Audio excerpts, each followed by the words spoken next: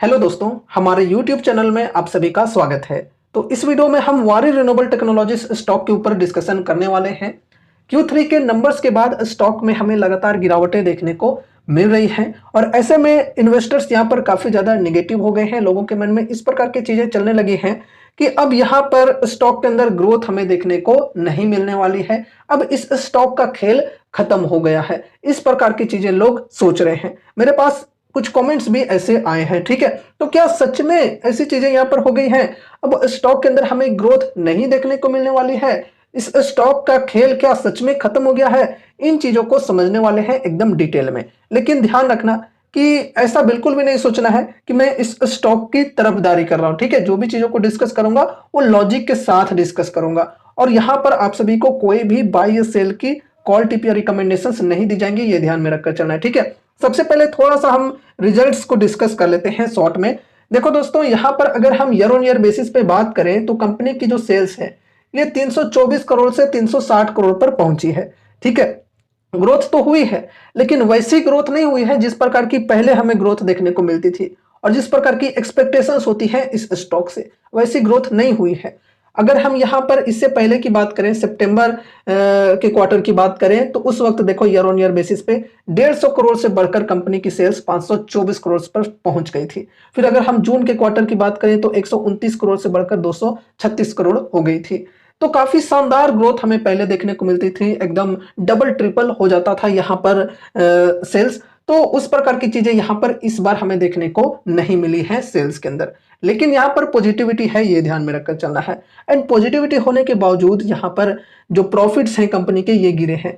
पिछले साल 64 करोड़ के प्रॉफिट्स थे जो कि इस बार घटकर 53 करोड़ पर आ गए हैं, ठीक है। तो प्रॉफिट क्यों डिक्लाइन हुआ जबकि सेल्स तो बढ़े हैं, तकरीबन 36 करोड़ बढ़े हैं ईयर ऑन ईयर बेसिस पे। तो उसके पीछे यहाँ पर रीजन है ओपीएम की परसेंटेज। ओपीएम की परसेंटेज जो है वो यहाँ पर गिरी है काफी ज्यादा, 27% से गिरकर 20% पर आ गई है ओपीएम कंपनी की, ठीक है। तो इस वजह से प्रॉफिट के ऊपर इफेक्ट पड़ा है, ठीक है। मार्जिन जो है कंपनी की ये गिरी है। बाकी क्वार्टर ऑन क्वार्टर बेसिस पे कंपेयर नहीं करना चाहिए, ईयर ऑन ईयर बेसिस पे ये रिजल्ट को देखना चाहिए। क्वार्टर ऑन क्वार्टर बेसिस पे देखोगे तो यहाँ पर सेल्स के अंदर काफी डिक्लाइन देखने को मिल रहा है। फिर प्रॉफिट्स की बात करें तो प्रॉफिट्स के अंदर तो लगभग फ्लैट ही है, ठीक है। तो ईयर ऑन ईयर बेसिस पे ही देखना है। तो यहाँ पर ओवरऑल रिजल्ट्स की बात करें तो सेल्स के अंदर कुछ ठीक ठाक ग्रोथ देखने को मिली है, बहुत शानदार ग्रोथ नहीं हुई है। लेकिन प्रॉफिट्स के अंदर डिक्लाइन हुई है, क्यों? क्योंकि मार्जिन जो कंपनी के हैं ये गिरे हैं काफी ज्यादा, ठीक है। और इस वजह से स्टॉक के अंदर हमें निगेटिव इंपैक्ट कल के दिन देखने को मिला था जब रिजल्ट्स आउट हुई थी तब। एंड आज भी यहाँ पर निगेटिविटी देखने को मिल रही है, तकरीबन 3% की गिरावट है। लेकिन उतनी भी ज्यादा गिरावट नहीं है जैसे पहले हुआ करती थी।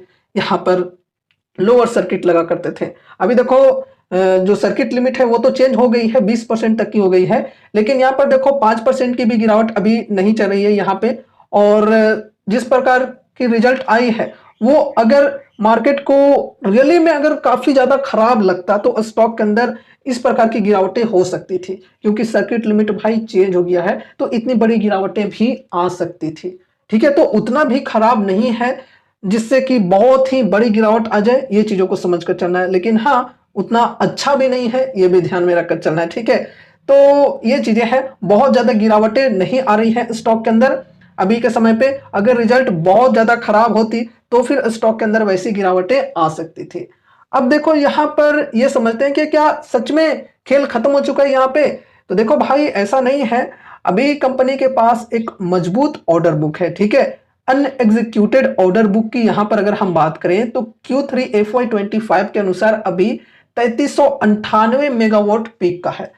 तो ये जो स्ट्रॉन्ग ऑर्डर बुक है ये फ्यूचर में कंपनी के रेवेन्यू में कन्वर्ट होगी, ठीक है। कंपनी के रेवेन्यू एंड प्रॉफिट्स के अंदर ग्रोथ देखने को मिलेगी जब ये ऑर्डर्स को कंपनी एग्जीक्यूट करेगी, ठीक है। तो ऑर्डर बुक चूंकि काफी शानदार है तो इस वजह से हमें यहाँ पर एक इंडिकेशन मिलती है कि फ्यूचर में कंपनी की रेवेन्यू एंड प्रॉफिट्स के अंदर ग्रोथ देखने को मिल सकती है जब कंपनी ये ऑर्डर बुक को कंप्लीट करेगी, ठीक है। तो ये ध्यान में रखकर चलना है भाई। ऑर्डर बुक जो है इनका काफी शानदार है, तो आगे चलकर यहाँ पर ग्रोथ देखने को मिल सकती है रेवेन्यूज एंड प्रॉफिट्स के अंदर। अब यहाँ पर देखो स्टॉक पी 58.2 की है, इंडस्ट्री पी 60 की है एंड पीजी रेशियो 0.4 की है। तो वैल्यूएशन की ओवरऑल बात करें तो फिलहाल ठीक है। और पहले से अगर हम कंपेयर करें, जब स्टॉक 52 वीक हाई के लेवल पर हुआ करती थी तो उस वक्त यहाँ पर तकरीबन 300 की पी रेशियो हुआ करती थी। तो उसके कंपैरिजन में अभी देखा जाए तो काफी कम है। ठीक है, अभी 58 पर पी रेशियो आ चुकी है। तो वैल्यूएशन यहाँ पर ठीक है। अब यहाँ पर हम शेयर होल्डिंग पैटर्न को डिस्कस करते हैं लेटेस्ट की, Q3 की। तो यहाँ पर देखो दिसंबर क्वार्टर में जो प्रोमोटर्स के होल्डिंग्स हैं ये ट्रिम हुए हैं थोड़े से, और लगातार यहाँ पर देखोगे तो थोड़े थोड़े करके ट्रिम हो ही रहे हैं, थोड़े थोड़े 74.46%, फिर 74.44%, फिर 74.39% इस बार हो गए हैं। तो खरीदारी किनके द्वारा हुई है? खरीदारी यहाँ पर हुई है FIIs, DIIs एंड पब्लिक, तीनों के द्वारा। अब यहाँ पर देखो तीनों के द्वारा जो खरीदारी हुई है ये बहुत ज्यादा खरीदारी नहीं हुई है, क्योंकि प्रोमोटर्स ने भी बहुत ज्यादा बिकवाली नहीं किए हैं। यहाँ पर देखो FIIs की जो होल्डिंग है ये 0.98% से बढ़कर 0.099% हुए हैं।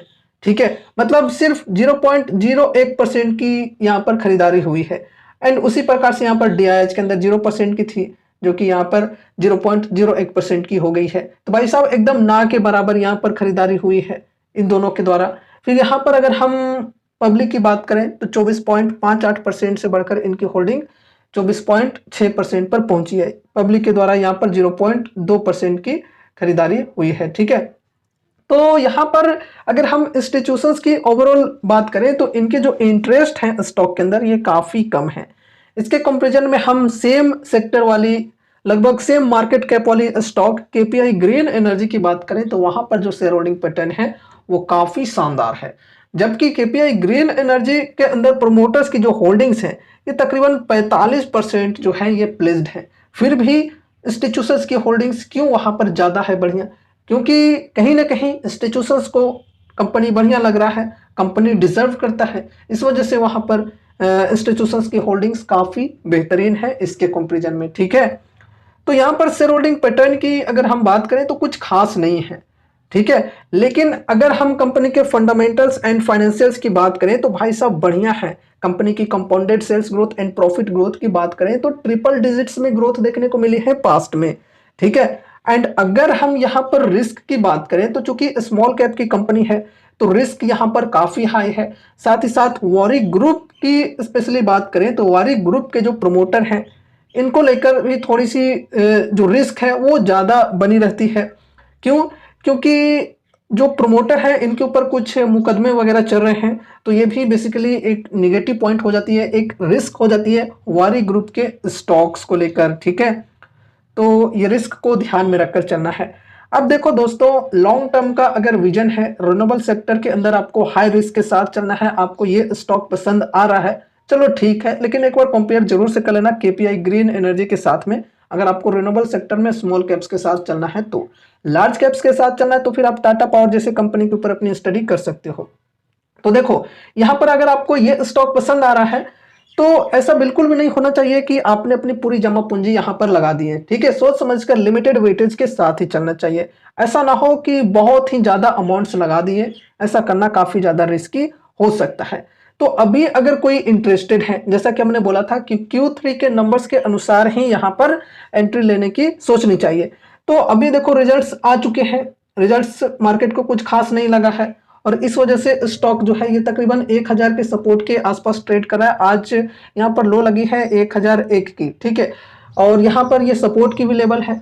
तो अगर कोई 1000 के लेवल पर यहाँ पर SIPs की शुरुआत करना चाहते हैं तो वो यहाँ पर अपनी स्टडी के अनुसार करने की सोच सकते हैं। ठीक है, अगर उनको कंपनी पसंद है, विजन है लॉन्ग टर्म का, लॉन्ग टर्म से मेरा मतलब है मिनिमम 3 इयर्स 4 इयर्स 5 इयर्स इस प्रकार से। ठीक है, तो यहाँ पर SIPs करने की सोच सकते हैं। बल्क में बाइंग करना रिस्की हो सकता है, ये ध्यान में रखकर चलना है। ठीक है, तो फर्स्ट SIP करने के बाद अगर गिरावटें कंटिन्यू रहती है तो हर 5 से 10% की डिप पर ऐड ऑन करके चल सकते हैं। लेकिन हाँ, फिर से कहना चाहूंगा कि लिमिटेड वेटेज के साथ ही चलना है। ऐसा ना हो कि ऐड ऑन करने के चक्कर में अपने पोर्टफोलियो का एक बहुत ही बड़ा वेटेज दे दिया, तो इस गलती को करने से बचना है। अब देखो अगर किसी ने इधर हाई के लेवल्स पर खरीदारी कर रखे हैं पहले से ही, लेकिन अमाउंट्स कम लगाए थे, जैसा कि हमने बोला था कि इधर अगर खरीदारी कर रहे हो तो छोटे से अमाउंट के साथ ही करना है, SIPs ही करके चलना है। तो यहाँ पर अगर आपने छोटा अमाउंट डाला है तो इधर अभी एक्यूमुलेट करने की सोच सकते हो, लेकिन हाँ बहुत ज्यादा अमाउंट्स लगाने से बचना है। अगर हम परसेंटेज वाइज बात करें तो ऐसे स्टॉक्स के अंदर अपने टोटल पोर्टफोलियो का मैक्सिमम 2 to 4% का ही एलोकेशन होना चाहिए। इससे ज़्यादा अगर वेटेज देते हो तो उसी हिसाब से रिस्क भी यहाँ पर काफ़ी ज़्यादा बढ़ जाएगा, ये ध्यान में रखकर चलना है, ठीक है। तो इस प्रकार से आप यहाँ पर अपनी डिसीजंस ले सकते हो। बाकी ये कोई रिकमेंडेशंस या फिर एडवाइस नहीं है, ध्यान में रखना। जो भी चीज़ों को हमने डिस्कस किया है वो सिर्फ और सिर्फ एजुकेशनल पर्पस से किया है। तो इसलिए इस वीडियो को देखने के बाद अगर आपको कुछ भी इंटरेस्ट लगता है तो फिर आपको अपने तरफ से भी कुछ स्टडी एंड एनालिसिस करनी है। साथ ही साथ अपने फाइनेंशियल एडवाइजर से भी कंसल्ट जरूर से करनी है कोई भी डिसीजंस लेने से पहले। तो ये रही हमारी आज की वीडियो। उम्मीद है कि इस वीडियो के माध्यम से आपको कुछ यूजफुल इन्फॉर्मेशन मिलेंगे। तो वीडियो को लाइक करके चैनल को सब्सक्राइब कर देना और सब्सक्राइब करने के बाद बेल आइकन पर प्रेस करके ऑल नोटिफिकेशन भी कर देना। मिलते हैं अगले नए वीडियोस के साथ, तब तक के लिए बाय बाय।